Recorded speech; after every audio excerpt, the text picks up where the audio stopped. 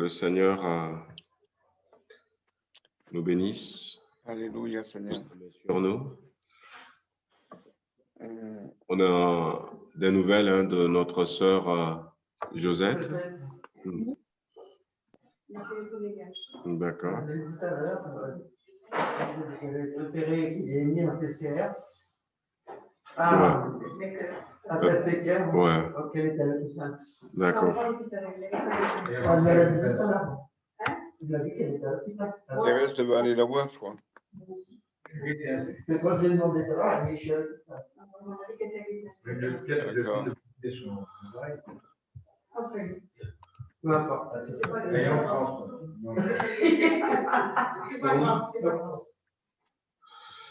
Donc on va continuer à prier pour lui, hein, pour notre bien-aimé. Alléluia. Hein? Pour notre bien-aimé, pour Josette. Ah. Josette Borel. De la joie. Amen. Bon, on va continuer à prier pour elle et puis on va continuer à prier aussi pour Jocelyne. Bah, à peu près pareil, il y a toujours ces fatigues.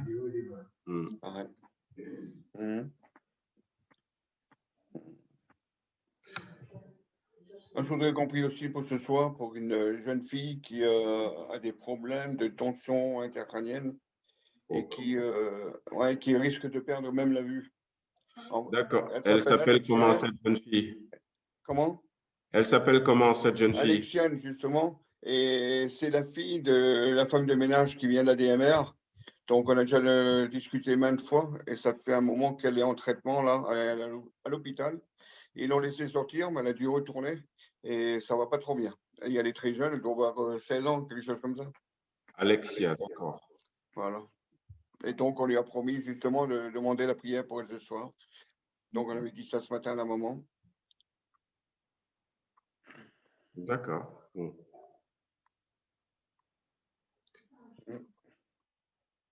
Voilà, on prie un peu, on remet cette situation entre les mains de notre Seigneur. Amen, amen. Bien-aimé Seigneur, nous te louons, nous t'adorons, nous te bénissons. Nous voulons te célébrer encore ce soir pour qui tu es, pour ta présence. Amen, Seigneur. Nous te remercions pour cette semaine qui a commencé. Nous croyons, Seigneur, que comme ta parole nous dit que tu renouvelles tes bontés pour nous chaque jour, chaque semaine est appelée à être différente également.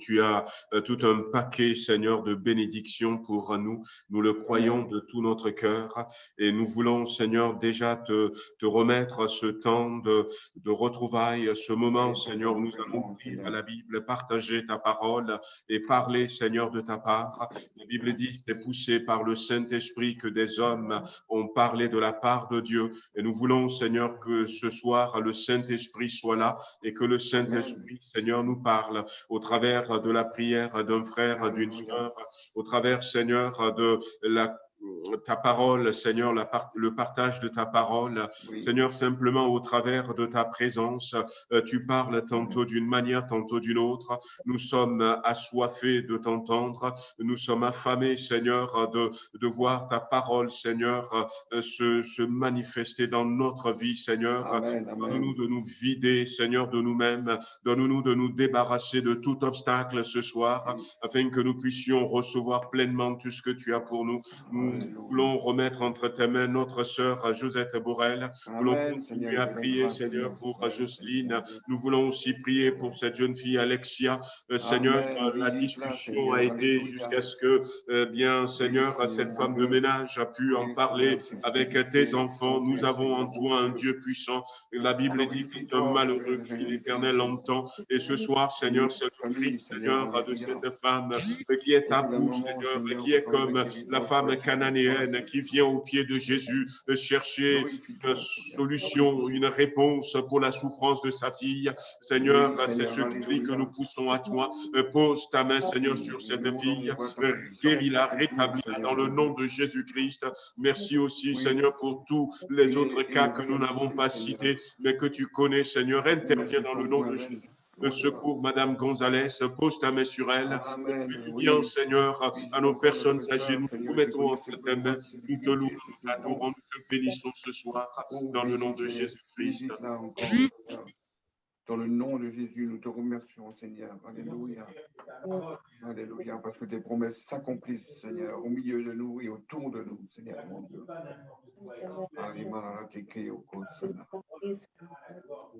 Alléluia, Jésus. Oui, que ton autorité, Seigneur, alléluia, s'applique, Seigneur. Oui, que toute puissance, Seigneur, soit détruite dans le nom précieux de Jésus. C'est ton nom que nous invoquons. Nous demandons surtout que nous fasse grandir à la fois, afin que, Seigneur, ce que nous te demandons, nous l'obtenions. Nous avons la foi des mendiants pour mendier la grâce de Dieu, la richesse incomparable de notre Père. Croyons que cela est pour le corps de Christ. Merci, Seigneur, de répondre favorablement aux prières que nous adressons pour nos bien-aimés qui sont sur un lit de souffrance. Nous demandons, Seigneur, de les visiter par le Saint-Esprit, de les toucher par ton attouchement divin, et que, Seigneur, tous nos malades soient complètement guéris, délivrés, restaurés, rétablis, avec une santé toute neuve. Amen, amen. Amen, Seigneur. Amen, amen, amen.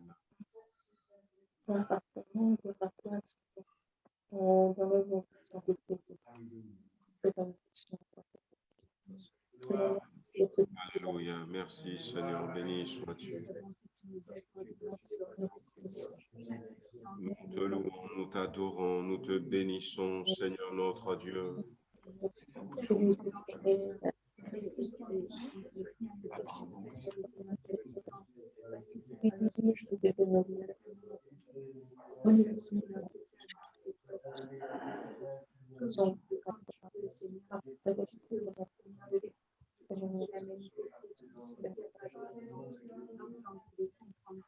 Amen, alléluia.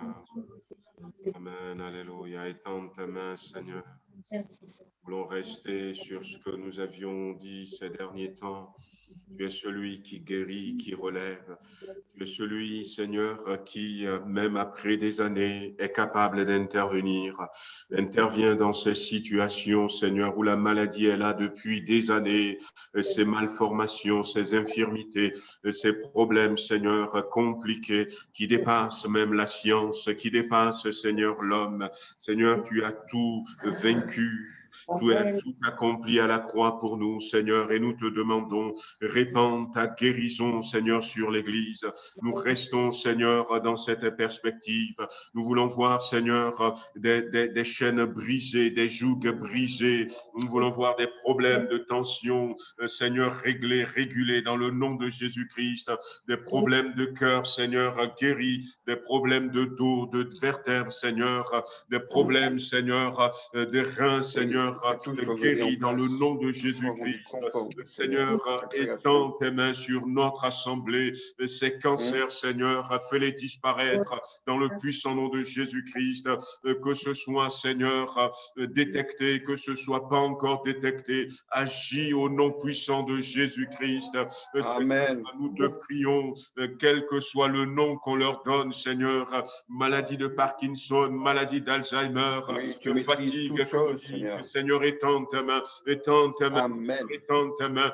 Dépression, Que ta Seigneur, puissance déprime. se manifeste Étends encore ta main, aujourd'hui, Seigneur, Seigneur. sur notre assemblée. Nous repoussons Amen. les maladies, Seigneur. Nous les balayons hors de Oui. notre assemblée. Et nous prions, Seigneur, pour cette Rien ne peut bien-aimée. résister à Dans le toi, nom de Seigneur, à ta Jésus-Christ, parole. une visitation, Seigneur, de Amen. ton Esprit Saint pour Une l'enfant, puissance, une le plus autorité, âgé, Seigneur, Seigneur, qui vient d'en haut. étends ta main des problèmes de peau, des problèmes oui. d'arthrose, Seigneur, à notre Dieu, interviens au Il n'y a nom rien qui de soit Jésus-Christ, impossible pour toi, des Seigneur. problèmes de Insoluble. thyroïde, Seigneur, des problèmes, Seigneur, d'ouïe, des problèmes de yeux, Seigneur, étends ta main dans le nom Que de toute cette Jésus-Christ. difficulté ne soit plus, Donne-nous de ne Seigneur. pas faiblir dans la foi et de Elle ne soit voir plus ta au sein de puissance notre église, de notre se assemblée, de ton manifester peuple, encore Seigneur. sur Alléluia. Ilfrance, sur Tarare, Seigneur, et se manifester aussi au travers de nos bien-aimés. Agis Amen. Jésus-Christ. Alléluia. Merci, Seigneur. Tu entends les prières que nous faisons dans nos maisons et tu interviens. Amen. Tu interviens dans le nom de Jésus. Amen. Amen, amen. Merci, Seigneur.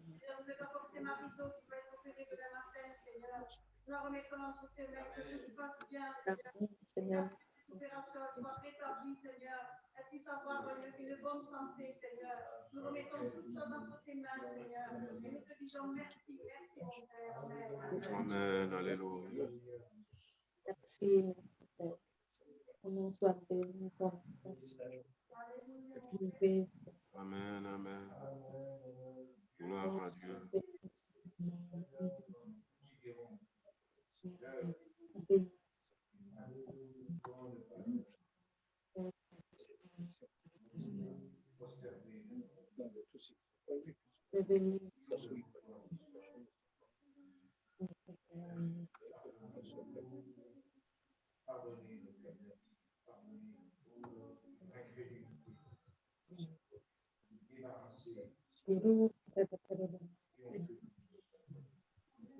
Amen. Alléluia.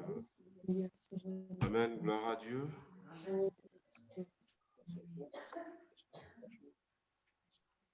N'oubliez pas de couper le son et la caméra, merci. Ben, le son, le pas de caméra.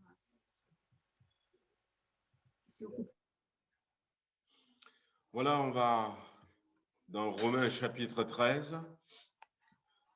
On revient, hein?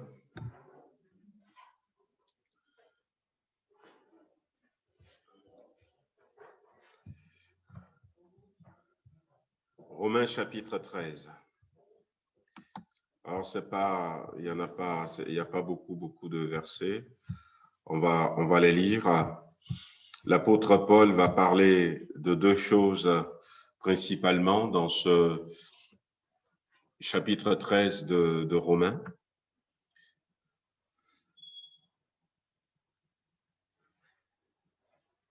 Vous y êtes? Bon. Que toute personne soit soumise aux autorités supérieures, car il n'y a point d'autorité qui ne vienne de Dieu, et les autorités qui existent ont été instituées de Dieu. C'est pourquoi celui qui s'oppose à l'autorité résiste à l'ordre que Dieu a établi, et ceux qui résistent attireront une condamnation sur eux-mêmes. Et ce n'est pas pour une bonne action, c'est pour une mauvaise que les magistrats sont à redouter. Veux-tu ne pas craindre l'autorité? Fais le bien et tu auras son approbation. Le magistrat est serviteur de Dieu pour ton bien, mais si tu fais le mal, crains, car ce n'est pas en vain qu'il porte l'épée, étant serviteur de Dieu pour exercer la vengeance et punir celui qui fait le mal. Il est donc nécessaire d'être soumis non seulement par crainte de la punition, mais encore par motif de conscience. C'est aussi pour cela que vous payez les impôts, car les magistrats sont des ministres de Dieu entièrement appliqués à cette fonction. Rendez à tous ce qui leur est dû, l'impôt à qui vous devez l'impôt, le tribut à qui vous devez le tribut, la crainte à qui vous devez la crainte, l'honneur à qui vous devez l'honneur. Ne devez rien à personne si ce n'est de vous aimer les uns les autres, car celui qui aime les autres a accompli la loi. En effet, les commandements, tu ne commettras point d'adultère, tu ne tueras point, tu ne déroberas point, tu ne convoiteras point, et ce qu'il peut encore y avoir se résume dans cette parole, tu aimeras ton prochain comme toi-même. L'amour ne fait point de mal au prochain, l'amour est donc l'accomplissement de la loi. Cela importe d'autant plus que vous savez en quel temps nous sommes. C'est l'heure de vous réveiller enfin du sommeil, car maintenant le salut est plus près de nous que lorsque nous avons cru. La nuit est avancée, le jour approche. Dépouillons-nous donc des œuvres des ténèbres et revêtons les armes de la lumière. Marchons honnêtement comme en plein jour, loin des excès et de l'ivrognerie, de la luxure et de l'impudicité, des querelles et des jalousies, mais revêtez-vous du Seigneur Jésus-Christ et n'ayez pas soin de la chair pour en satisfaire les convoitises. Amen. Alors, ça nous rappelle quelques-unes des paroles que nous avions dites ces derniers temps. La nuit est avancée, le jour approche. Il est temps de se réveiller du sommeil. C'est un peu ce que nous avions poursuivi ces derniers temps. Et dimanche, on concluait en disant que les temps sont courts en effet et que la nuit vient. La nuit vient. Nous savons que Jésus va revenir pendant la nuit. On ne peut pas changer les choses puisque Jésus lui-même dira qu'il reviendra à l'heure où on ne pense pas. Et puis, dans la parabole des 10 vierges, c'est dit qu'au milieu de la nuit, voilà, une voix va dire « Voici l'époux, allez à sa rencontre ». Et c'est comme ça que ça se passe, c'est comme ça que ça va se passer, c'est comme ça que Jésus symboliquement nous a dit que ça allait se passer. Nous allons entendre un cri, et c'est nous qui allons partir à la rencontre de l'époux. C'est nous qui allons partir à la rencontre de l'époux, mais seulement comme ce sera la nuit. Essayez d'imaginer un peu la chose comme ce sera la nuit. Et à l'époque, c'était la nuit noire. Je vous amène dans un voyage dans le temps. C'était la nuit noire parce qu'il n'y avait pas d'électricité, il n'y avait pas de lampadaire, il n'y avait rien de tout cela. Et les gens, ils avaient des lumignons. Il y a 2000 ans, il y avait des lumignons. Donc, vous aviez vu, hein, c'est des petits vases avec une mèche qui sort dedans et puis on allume la mèche pour ceux qui peuvent. Les lumignons, nous, on en avait aussi en Afrique. On n'a pas de vase, mais on prenait des boîtes de conserve vides et puis on faisait un trou et voilà. Puis même, il y en a un des spécialistes qui en fabriquait un peu avec une main et à l'époque, donc. Et les lumignons, ça n'éclaire pas beaucoup. Ça n'éclaire pas beaucoup. Sachant que quand on va dire l'époux vient, l'épouse va sortir pour aller à la rencontre, les jeunes filles vierges vont sortir pour aller à la rencontre de l'époux. La voix qui dit l'époux vient dira aussi que l'époux vient par la droite, par la gauche, il vient par devant. Et les routes n'étaient pas goudronnées non plus. Les routes, souvent, c'est peut-être des sentiers. Voilà, c'est de la terre battue. Et il faut avoir de la lumière pour voir. Il faut avoir de la lumière pour voir. La nuit est avancée, le jour approche. Et derrière le jour, comme on avait dit dans Ésaïe 21, il y a à nouveau la nuit qui vient. Mais voyez-vous, imaginez la chose. Imaginez la chose. Il faut avoir de la lumière. La portée de la lumière ne va pas loin.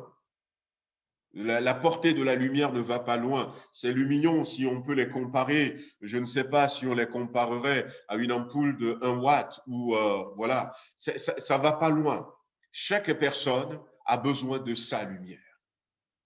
Chaque personne a besoin de sa lumière. Maintenant, nous sommes en 2021 et imaginez ce que ça peut être cette nuit spirituelle. Imaginez un peu ce que ça peut être ces routes qui ne sont pas très visibles, très éclairées, et qui sont en terre battue, qui peuvent avoir des dos d'âne, des nids de poules sur lesquels on va marcher. Imaginez ce que ça peut être. Ça peut être une situation dans laquelle, eh bien, on ne voit pas toujours clair.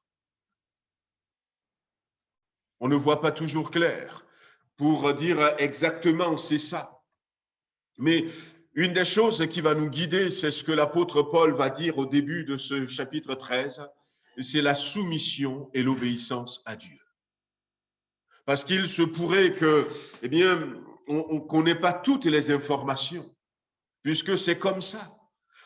C'est pas comme aujourd'hui où la route elle est claire, dessinée sur le GPS, tu vois tout en 3D, où tu peux dire mais bon c'est bon, je sais où je vais. Non, c'est pas comme ça. Il va falloir faire confiance à Dieu. Et quand on va se réveiller pendant la nuit, il faut l'avoir cette confiance. Il faut l'avoir cette confiance. Comment est-ce que je pourrais faire confiance à Dieu quand tout à coup les ténèbres vont venir sur la terre? Comment est-ce que je pourrais encore faire confiance à Dieu si je suis dans un pays comme l'Inde qui vit cette situation? Je vous en parle parce que, comme je vous disais, on est sur ce groupe WhatsApp où on a des informations au jour le jour. Chaque jour, il y a des personnes qui meurent, des personnes pour qui on prie. Et puis on dit, mais continue à prier pour la famille. Comment est-ce qu'on peut faire encore confiance à Dieu dans des situations pareilles? Imaginez que pour eux, c'est la nuit là-bas, où les églises sont ravagées, où les pasteurs sont emportés par la maladie, où les chrétiens, ils ont prié à genoux, mais il n'y a pas eu le secours qu'ils espéraient. Et dans cette situation, comment est-ce qu'ils peuvent encore faire confiance à Dieu? La nuit vient. La nuit vient. C'est maintenant, bien-aimés, que nous devons apprendre encore à faire confiance à Dieu. C'est maintenant que nous devons sortir de notre barque et marcher sur l'eau. C'est maintenant que nous allons pouvoir dire, Seigneur, je ne comprends pas, mais je m'incline. Je ne comprends pas, mais je me soumets. Parce que je sais que ma vie est entre tes mains. C'est maintenant où il faut dire, Seigneur, c'est compliqué, c'est difficile, mais que ta volonté soit faite. C'est maintenant qu'il faut l'apprendre, ça. Parce que la nuit vient. Je ne sais pas quelle forme ça va prendre, cette nuit spirituelle. Aujourd'hui, après donc cette semaine, j'ai repris mon habitude. Le matin, très tôt, je regarde sur les I24, voilà, je regarde les informations I24, je regarde un peu sur l'Afrique le matin très tôt. Et aujourd'hui, je regardais, et puis sur I24, il parlait du fabricant danois des Lego qui a fabriqué, c'est la chaîne israélienne qui en parlait, qui a fabriqué combien, peut-être 9 ou 7, je ne me rappelle plus, nouveaux Lego de personnes sans visage. Ce n'est ni des garçons ni des filles, mais aux couleurs de la Gay Pride. Ouais, c'est ça, aux couleurs de la Gay Pride. Ils en ont fabriqué beaucoup. Et puis, Disney a sorti un film, et il y a la Russie qui a condamné ce dessin animé, faisant, comment l'appelle-t-on, la publicité, hein, donc du mariage même sexe, et la Russie a condamné. Quelques autres pays ont dit non, on ne va pas accepter. Voilà, donc il y a des choses comme ça qui se font. On ne sait pas quelle forme prendra la nuit. Mais il y a une chose, c'est que l'apôtre Paul nous dit, il est temps de se réveiller. Cela importe d'autant plus que vous savez en quel temps nous sommes. C'est l'heure de vous réveiller enfin du sommeil. Enfin du sommeil. Car maintenant le salut est plus près de nous que lorsque nous avons cru, que lorsque nous avons commencé cette marche. Nous avions commencé, ça n'a pas été facile pour certains au milieu de nous, peut-être la plupart. Ça a été compliqué. Mais on a tenu bon jusqu'à présent. Mais maintenant, le salut est là, à la porte. Et c'est maintenant que le diable redouble de force pour nous bloquer, pour nous attaquer. C'est comme quand on fait la course et qu'on est à quelques mètres ou à quelques dizaines de mètres de l'arrivée. C'est là où le corps veut lâcher. C'est là où le corps veut lâcher. Moi, on avait vu à la télé ce gars-là qui faisait un marathon. Alors, je ne sais plus dans quel pays c'est, mais je l'avais vu. C'était un de ces Jeux olympiques il y a quelques années de cela. Et le gars, il était en 2e position. Et il espérait accélérer petit à petit. Il devait rester peut-être 1 kilomètre ou 2. Et il espérait qu'il allait peut-être accélérer et dépasser celui qui est devant lui pour être premier. Et à ce moment-là, à un moment donné, il y a un monsieur qui est sorti de la foule et qui l'a poussé. Et il était tombé. Les télés du monde en ont parlé. Il était tombé. Alors, imaginez la colère, l'espoir. Mais cet homme, si vous cherchez sur Internet, vous pouvez retrouver. Mais cet homme avait fait quelque chose de remarquable. Parce qu'en plus, quand tu cours pendant 39, 40 kilomètres, il te reste plus que 1 ou 2 kilomètres. Et puis on te pousse pour repartir. C'est très dur. Et peut-être que ce gars-là, il voulait que ce soit l'autre qui… Et même quand il était par terre, il y a celui qui est derrière lui qui l'a dépassé. Mais quand il a réussi à se lever, il n'a rien dit à la personne. Il n'a rien dit à la personne. Il a repris petit à petit, et puis il est reparti. Et heureusement, il a fini 3e. Il a fini 3e. Imaginez qu'il veut s'expliquer avec ce monsieur. Ça va lui faire perdre le temps. Et pendant ce temps, celui qui est 4e va le dépasser aussi. Il va perdre. Mais cet homme qui l'a bousculé ne peut pas lui donner une médaille, ne peut pas lui donner un prix. Lui, ce qu'il veut, c'est qu'il échoue. Et combien l'ennemi va venir, je ne sais pas. Je ne connais pas ce monsieur, je n'ai même pas cherché, mais peut-être que la seule chose qui était dans sa tête, aide-moi à me relever, Seigneur. Quel bel exemple pour nous chrétiens. Aide-moi à me relever. Aide-moi. Et c'est pour ça que l'apôtre Paul, dans ce verset, dans ce chapitre 13, le verset, comment l'appelle-t-on, 13, il dit… marchons honnêtement loin des excès, loin de l'ivrognerie, loin de la luxure, loin de l'impudicité, des querelles, des jalousies. Marchons loin de ces choses. Marchons loin de ces choses. Je vais lui montrer de quel bois je me chauffe. C'est comme ça on disait chez nous au pays. Je ne sais pas si ici on le dit aussi. Voilà. Alors qu'on n'avait pas de chauffage. Hein.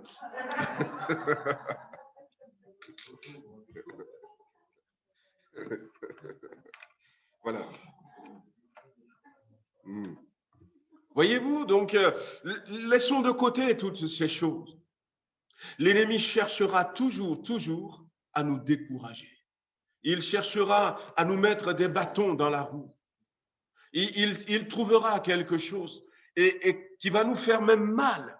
La dernière fois, nous avions parlé de David et disait que c'est ceux qui sont proches de nous que Dieu va utiliser pour nous atteindre, mais que le Seigneur nous donne de réaliser que la nuit est avancée, que le jour approche et que nous avons besoin de nous focaliser. Nous avons besoin de regarder à la ligne d'arrivée. C'est ça qui doit nous prendre et nous ne devons pas nous laisser nous distraire. Que le Seigneur nous aide. Alors, j'aimerais, au début, l'apôtre Paul parle de se soumettre aux autorités. Alors, les autorités hier et les autorités aujourd'hui ont beaucoup évolué, c'est plus la même chose. Il y a quelque temps, il y a un chrétien qui me demandait est-ce que je dois payer certaines taxes, sachant que c'est injuste, tout ça, et il y a beaucoup d'injustices. Mais je pense que cette parole reste d'actualité.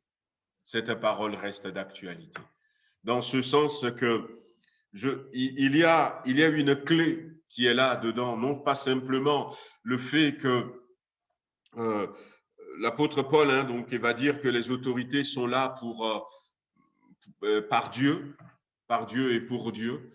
On peut le prendre comme ça, et c'est d'ailleurs ce qu'il conseille, mais la clé de cette soumission à l'autorité, c'est lorsque l'apôtre Paul va reprendre ce que Jésus a dit, donner à César ce qui est à César et à Dieu ce qui est à Dieu, au verset 7 en disant « Rendez à tous ce qui leur est dû ». Rendez à tous ce qui leur est dû. Regardez ce bel exemple de Jésus-Christ, le créateur du monde, celui à qui appartient toute chose. Dans le psaume 50, Dieu dit « Si j'ai faim, je ne te le dirai pas ». Il va le dire. Je ne mange pas la viande des béliers ou la viande des agneaux. Si j'ai faim, je ne te le dirai pas. Mais ils sont venus vers Jésus-Christ et ils ne vont même pas lui parler directement à Jésus-Christ. Ils vont dire à Pierre ou aux apôtres, « Et votre maître là, il ne paie pas l'impôt ?» Peut-être avec du mépris. Peut-être en disant, on va trouver quelque chose de pas juste dans sa manière de faire. Et puis, Jésus va poser la question à Pierre. Que t'en semble? Et Jésus va dire, ben, c'est quelque chose qui est là. Et je crois que ce miracle qu'ils ont vécu là, tu vas à la mer, tu lances ton filet, le premier poisson que tu attrapes, tu l'ouvres et tu trouves une pièce. L'impôt, à ce moment-là, je ne sais pas si c'est 50 €. Tu trouves une pièce de 100 €, tu payes ta part et tu payes ma part. Alors, est-ce qu'il faut se soumettre aux autorités? Oui, oui. Il faut se soumettre aux autorités entièrement, complètement. D'ailleurs, l'apôtre Paul dira entièrement. Et je vais peut-être m'arrêter un peu sur ces mots. Entièrement ici, nous, on comprend, donc, à notre manière, donc, que toute personne soit soumise aux autorités. C'est ce qu'il a dit. Mais il faut se soumettre entièrement aux autorités. Pourquoi? Parce que de la même manière que Jésus nous l'a démontré, en nous soumettant aux autorités, nous vivons des miracles. Nous vivons des miracles. C'est-à-dire que moi, j'avais créé une entreprise et RSI. RSI, c'est compliqué, RSI. Ils vont te réclamer de l'argent que tu n'as pas fait. C'est l'impôt des indépendants. C'était compliqué. Mais c'est vrai que quand tu as des impôts, et des fois, on peut se dire, mais c'est pas juste. C'est pas juste. Mais même s'il y a des lois injustes, si nous nous soumettons, eh bien, nous verrons toujours la main de Dieu nous accompagner dans cette soumission. Nous verrons toujours la main de Dieu. Si c'est qu'il nous réclame quelque chose injustement, Dieu pourvoira. Si il nous accuse injustement, Dieu nous défendra. Dieu nous défendra. Et ça leur montrera. Un jour, eh bien, ça s'est passé en Russie. Il y avait cet homme, ils connaissent des fois la Bible, hein, ceux qui torturent les chrétiens, qui a dit, oui, la Bible dit qu'il faut se soumettre, ils torturaient un chrétien. La Bible dit qu'il faut se soumettre aux autorités. Et voilà, donc c'est du poison. Je vais te demander de le boire. Ils ont appelé un scientifique, il y avait un chien qui était là. Ils en ont mis quelques gouttes dans l'eau. Ils ont pris dans le verre. Ils ont mis quelques gouttes dans l'eau. On dit au chien bois. Et quelques minutes après, le chien est mort. Et le chrétien est là et le chrétien regarde. Et puis après, à un moment donné, eh bien, il a dit, j'espère que vous n'avez pas peur. La Bible dit, il faut se soumettre aux autorités, je te le demande. Et d'ailleurs, la Bible dit aussi que vous allez boire. Un breuvage mortel, ça ne vous fera rien. Alors, il y a deux versets qui vous contraignent à faire ce que je vous demande. Et puis, devant eux, le chrétien a prié. Il a prié à haute voix. Il a prié, il a dit, Seigneur, c'est vrai, tu as dit dans ta parole, soyez soumis aux autorités. Tu as dit aussi que lorsque nous prenons un breuvage mortel, ça ne nous fera rien. Mais tu as dit aussi dans ta parole qu'il ne faut pas tenter Dieu. Seigneur, je veux prendre ce verre, je veux le boire. Non pas parce que je veux te tenter, mais tu vois la situation. Seigneur, si c'est l'heure que toi tu as décidé de me rappeler, que ton nom soit glorifié. Mais si tu veux accomplir ta parole dans ma vie, pour que ces personnes qui sont ici croient que tu es ce Dieu qui accomplit encore aujourd'hui ta parole, que ton nom soit glorifié. Et puis il a pris le verre et il a bu. Et quelques minutes après, il n'était pas tombé. Et puis ils ont attendu un peu, quelques heures. Et finalement, ils sont partis. Le lendemain, il était toujours là, vivant dans sa prison. Mais je pense que si on a cet esprit de soumission, Dieu est capable. Dieu est capable. L'apôtre Paul, c'est lui qui va utiliser, il va dire par exemple dans Colossiens chapitre 4, verset 12, je vous cite ce verset, « Épaphras, qui est des vôtres, vous salue, serviteur de Jésus-Christ.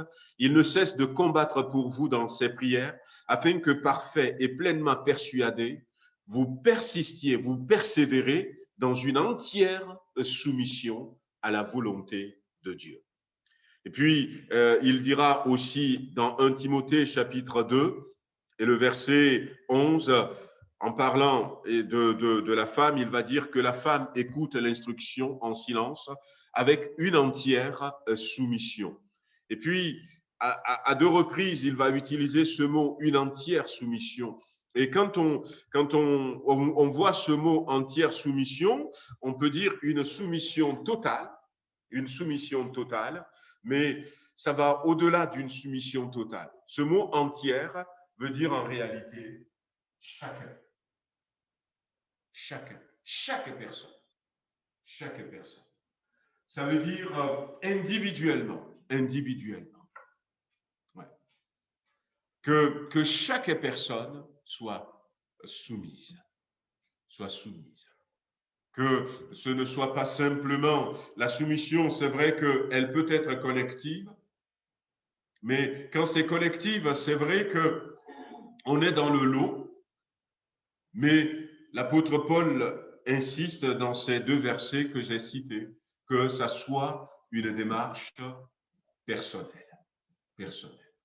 Et puis, il dira, on revient dans Romains chapitre 13, et il va dire toujours en parlant de se soumettre donc aux autorités, Le verset 5, il est donc nécessaire d'être soumis.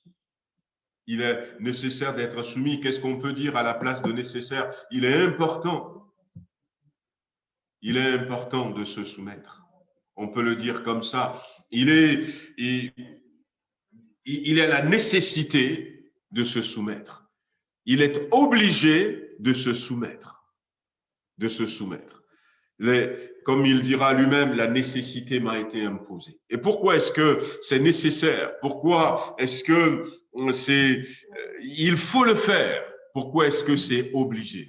Dans le verset 5, il dira, il est nécessaire d'être soumis, non seulement par crainte de la punition. Parce que souvent, les gens vont se soumettre parce qu'il y a plus fort que eux, la loi du plus fort. Les gens vont se soumettre par contrainte. Et l'apôtre Paul ne souhaite surtout pas ça, mais surtout par motif de conscience. Mais encore par motif de conscience. Alors, je vous l'avais déjà expliqué, par motif de conscience. Qui c'est qui se rappelle de ce que j'avais dit? Ça veut dire quoi, par motif de conscience? Au commandement que Dieu nous a donné, Ouais. par amour pour lui, parce que faut que les gens De plein gré. Ouais. Par amour pour Dieu, par motif de conscience, parce que nous, chrétiens, autrement dit, c'est Dieu qui nous le demande. Ne soyez pas soumis simplement parce que, eh bien, vous craignez la punition, mais soyez soumis parce que c'est Dieu qui vous le demande. Et vous savez que dans le royaume des cieux, c'est la loi de la soumission. C'est la loi de la soumission qui marche. Et la soumission, c'est l'obéissance. C'est l'obéissance. La soumission, c'est la bonne disposition. C'est la bonne disposition. Mais la soumission est importante parce que, alors, se soumettre, soumission. Ce mot, ça vient d'où? L'apôtre Paul va l'utiliser, la Bible en parle. Mais soumission, vous ne le trouverez pas dans l'Ancien Testament. On va dire, mais si vous obéissez, mais c'est plus dans le Nouveau Testament que l'apôtre Paul va l'utiliser. Soumission, vous savez quoi? C'est un terme militaire. C'est un terme militaire. Voilà, il fait souvent des comparaisons, l'apôtre Paul, entre l'armée romaine, mais ça vient de l'armée grecque. C'est un terme militaire grec, eh bien, qui dit simplement se placer sous le commandement du chef. L'importance de la soumission. Se placer sous le commandement du chef. Nous avions dit la dernière fois que Dieu fait grâce aux humbles et il résiste aux orgueilleux. Et quand on parle de soumission, on parle d'humilité. Et pour celui qui n'est pas soumis, Jésus-Christ ne peut pas être pleinement son chef. On va le dire, c'est lui mon chef. On peut le dire, on peut l'écrire en grand. Ah, moi, je suis serviteur de Jésus. Jésus, c'est mon maître. Je peux le confesser dans la prière en disant, Seigneur, en l'appelant comme ça, le Seigneur, c'est celui qui est le chef, c'est celui qui est le maître, c'est celui qui est supérieur. Mais quand je n'ai pas cette attitude de soumission, eh bien, il n'est pas mon chef. Il n'est pas mon chef.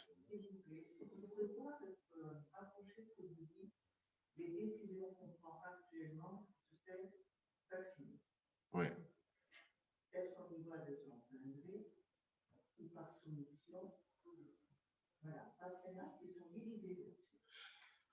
Alors, il y en a qui sont divisés. Ouais. Alors, voilà. C'est conseillé, c'est fortement conseillé, mais pour le moment, le gouvernement n'oblige pas. Voilà. le gouvernement n'oblige pas. Donc, à ce moment-là, eh bien, il faut se positionner soi-même devant Dieu. Il faut voir si on y va ou si on n'y va pas. Alors, ce que je dis, c'est à rapprocher de ça, mais le monde a évolué déjà. Nous, les chrétiens, nous avions évolué d'une certaine manière depuis quelque temps déjà, du fait qu'on fait beaucoup de choses sans forcément consulter Dieu. Ouais. On est devenu une génération qui écoute la société, qui écoute des hommes et tout. Et en général, on fait maintenant beaucoup de choses sans écouter Dieu. Et si on prenait la peine d'écouter à nouveau Dieu, hein, exemple de David, qui même, on en avait parlé après la mort de Saül. Saül était roi. Et Dieu a mis David à sa place.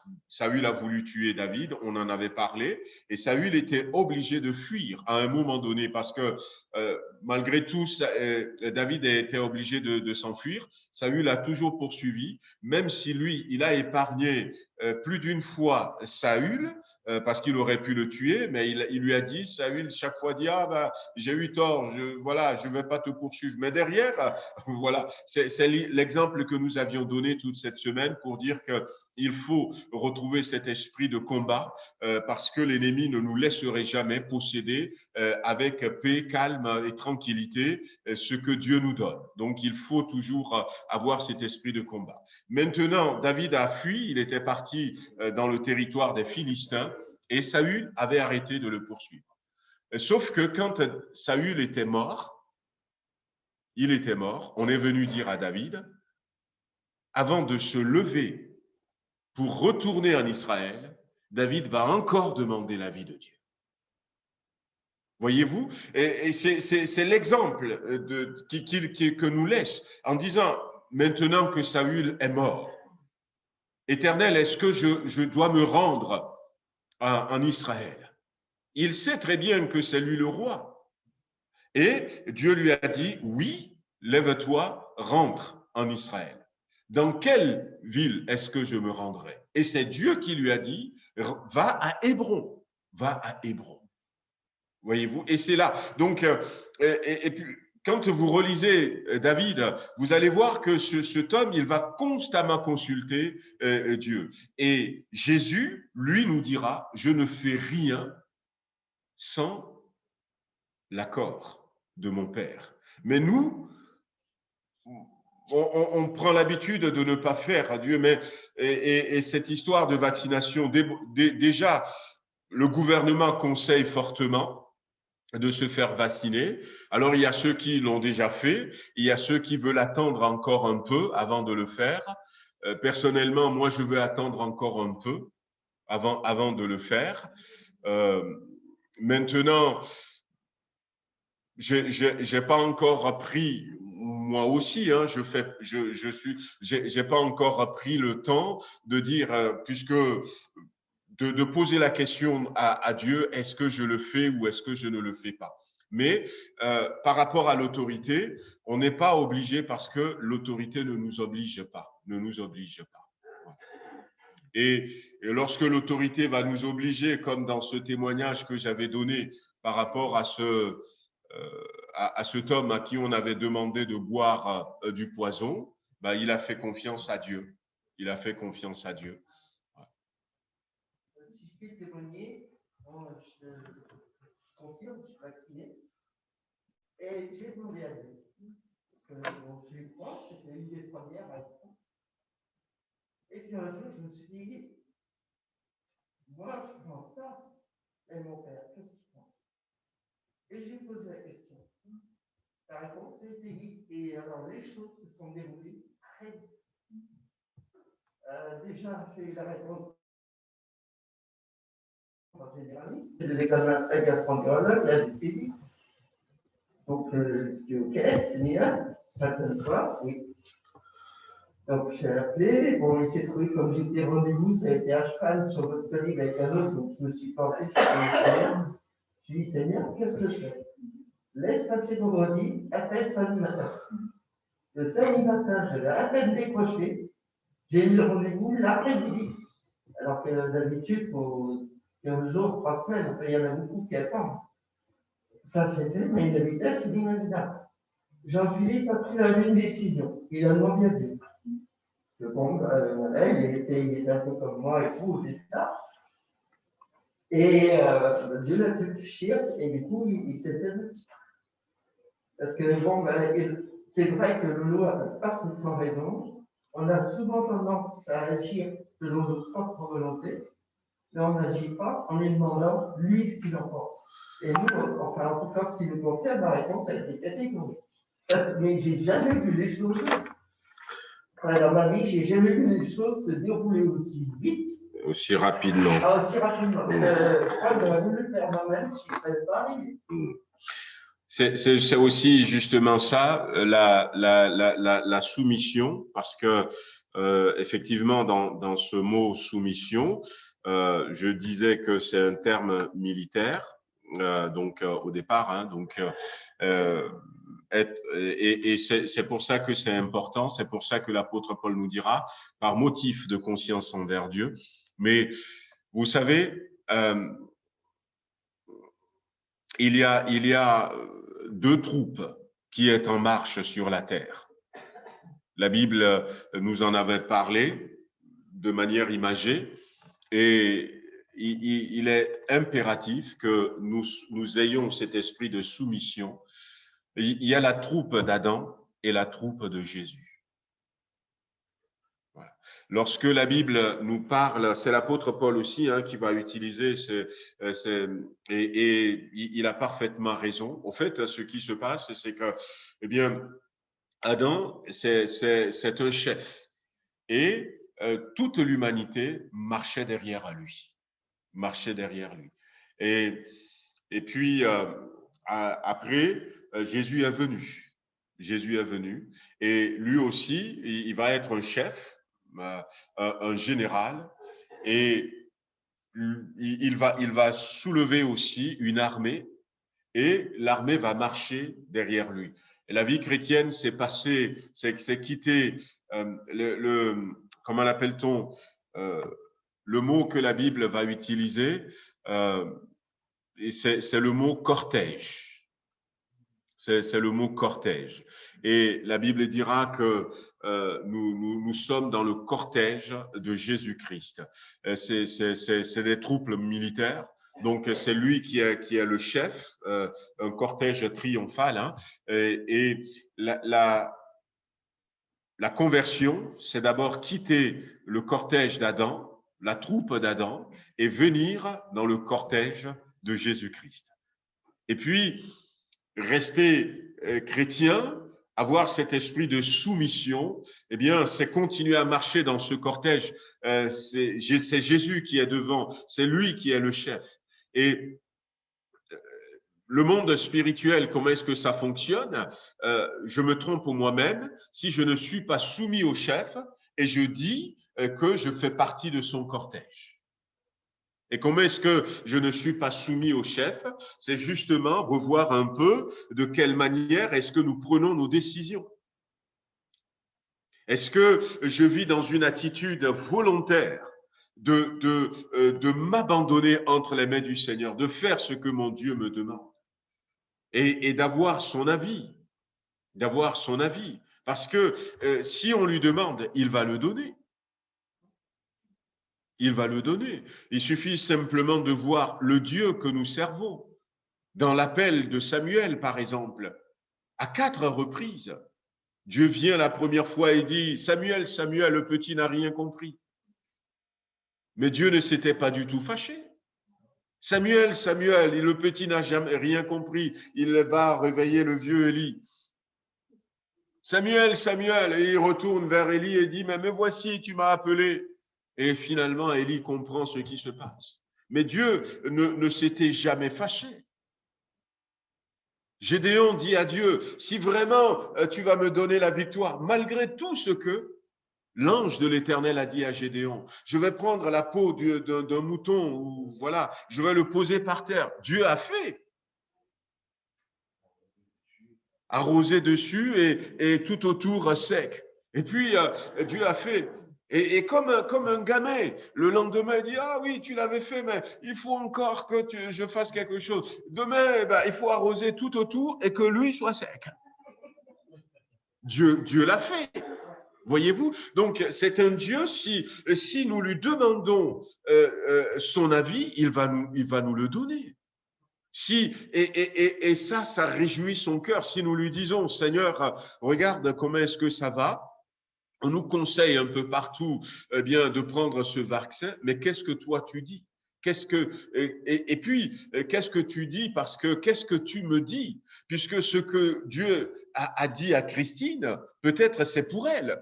Peut-être parce que Dieu connaît, il y a eu certaines personnes, moi je connais pas beaucoup, deux personnes, des chrétiennes, qui ont pris le vaccin et ont pris pour eux parce que elles ont de sérieux problèmes de santé.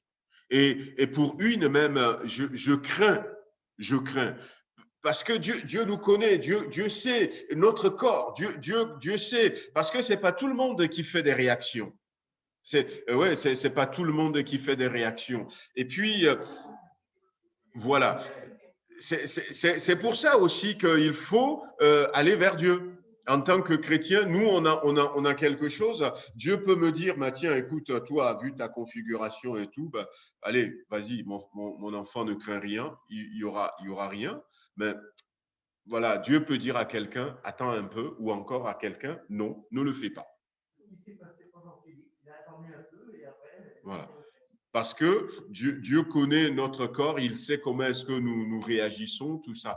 Donc, si nous pouvons véritablement, au travers de la soumission, comprendre que notre vie dépend entièrement de Dieu et cultiver dans la suite de ce que nous avions vu, cultiver vraiment cet esprit, qu'est-ce que tu en penses, Père? Qu'est-ce que tu me dis? Qu'est-ce que tu me conseilles? La Bible ira jusqu'à dire, tu entendras une voix qui va te parler là et qui va te dire, voici le chemin. Non seulement la voix va te parler, mais il y aura même peut-être, moi je le fais comme ça, comme un doigt qui va te dire parmi 3-4 chemins, voici le chemin, marche-y. La Bible dit que Dieu est capable de le faire comme ça. Et puis, il est capable de nous guider de différentes manières, de nous conduire de différentes manières. Le Saint-Esprit est là pour ça. Est là pour ça. Donc, ça tombe bien. Ça tombe bien. Prions et retrouvons véritablement. Moi, c'est ce que je cherche. Je disais des fois, et je sais que je ne suis pas le seul, parce qu'il y a des frères et des sœurs qui parlent avec Dieu. Il y a des moments de prière, mais il y a des moments où on discute avec Dieu. Et puis, si seulement tout au long de la journée, je peux dialoguer avec toi, Père. Et le psaume 91, ouais. Et le psaume 91. Dieu répond, parce que c'est un tout autre témoignage qui est bien loin de la situation actuelle. Et on devait partir sur Paris dans une de mes deux filles et le temps était vraiment pas clément, il neigeait, enfin c'était quelque chose d'horrible. Et à un moment donné, je fais c'est pas possible, Seigneur, il va falloir qu'on rentre, quoi. Il faut que tu fasses quelque chose, je t'en supplie. Et on chantait à tu fais des cantiques avec moi, non? Et si je t'en prie, Seigneur, là il n'y a plus que toi, sinon je ne vais pas pouvoir avancer.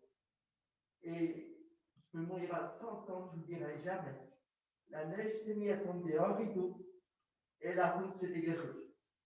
Ça tombait sur chaque côté, mais devant. C'était nickel. Extraordinaire. Et j'en ai des frissons, mais rien comme ça. Et quand parler, ça m'émeut, ça. Amen. Il faut l'avoir vécu. Il n'y a pas de bruit. Amen. On va prier et puis on va. Alors, je vais simplement vous dire une dernière chose. Peut-être que quelqu'un est en train de se dire dans sa tête, mais comment parvenir à cette soumission parfaite? Comment est-ce que je peux arriver à cette soumission entière? Eh bien, dans ce chapitre 13, eh bien, l'apôtre Paul donne aussi une clé. Imaginez que la soumission soit comme un de ces grands manteaux longs. Voilà, peut-être. Voilà, ces grands manteaux, hein, c'est les Italiens qui aiment bien ça ou les politiciens? Je sais pas. Voilà. Et puis, c'est ça la soumission. Donc, je vais prendre ce manteau et puis je vais rentrer dedans. Et puis, quand on voit la personne arriver de loin, eh bien, on ne voit peut-être pas la chemise, on ne voit même pas le costume qui est en dessous, mais on voit ce manteau qu'il a. Il y en a qui sont assez longs, hein, qui vient jusqu'à ou encore une robe à l'époque, voilà, qui couvre. Et même, il y en a qui mettent un chapeau sur la tête, si c'est surtout en hiver et qu'il tombe quelques flocons, et on ne voit que ce vêtement. Eh bien, la soumission, en effet, c'est un vêtement. Et ce vêtement s'appelle Jésus. C'est pas un manteau, c'est pas une redingote. C'est pour ça que l'apôtre Paul va dire ici au verset 14, revêtez-vous du Seigneur Jésus. Voilà. Je veux prendre Jésus et le mettre, le revêtir. C'est-à-dire être vêtu de Jésus-Christ. Être recouvert par Jésus-Christ, s'enfoncer dans le Seigneur Jésus, s'habiller de Jésus-Christ. Si je parviens, eh bien, parce que lui, la soumission, ouais, il est la personnification de la soumission. Si je me revêts de Jésus-Christ, eh bien, je serai soumis. On va prier. Seigneur notre Dieu, nous te remercions encore pour cette parole. Donne-nous un cœur soumis. Donne-nous un esprit soumis. Donne-nous une âme soumise. Donne-nous, Seigneur, des pensées soumises. Donne-nous une conscience soumise. Donne, Seigneur, à ce que tout notre être soit soumis à toi. Nous voulons faire partir de ton cortège triomphal. Et nous voulons rester derrière toi. Nous le disons souvent, Christ est le chef, la tête de l'Église. Et nous voulons, Seigneur,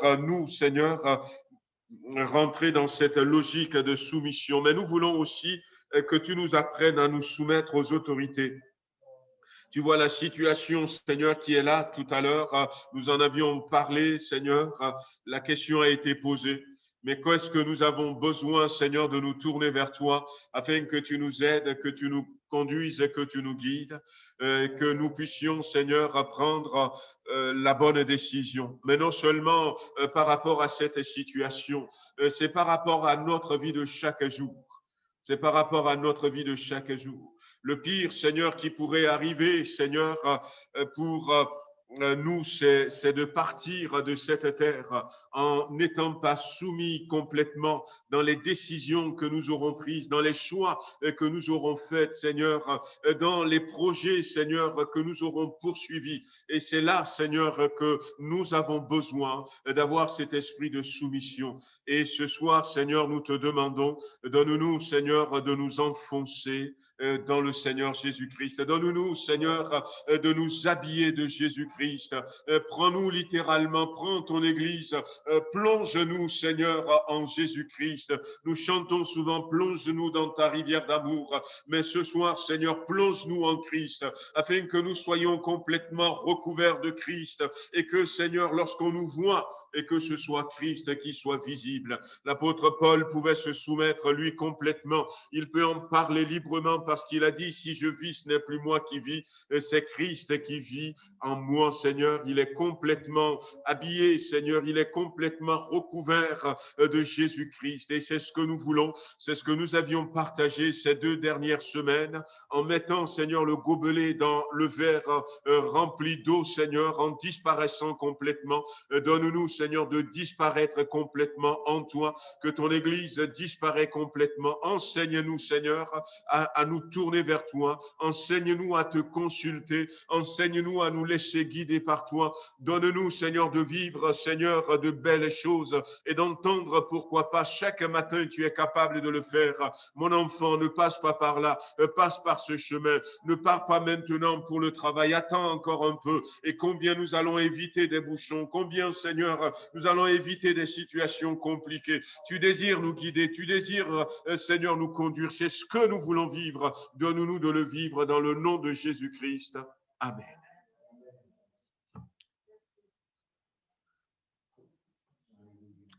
Amen.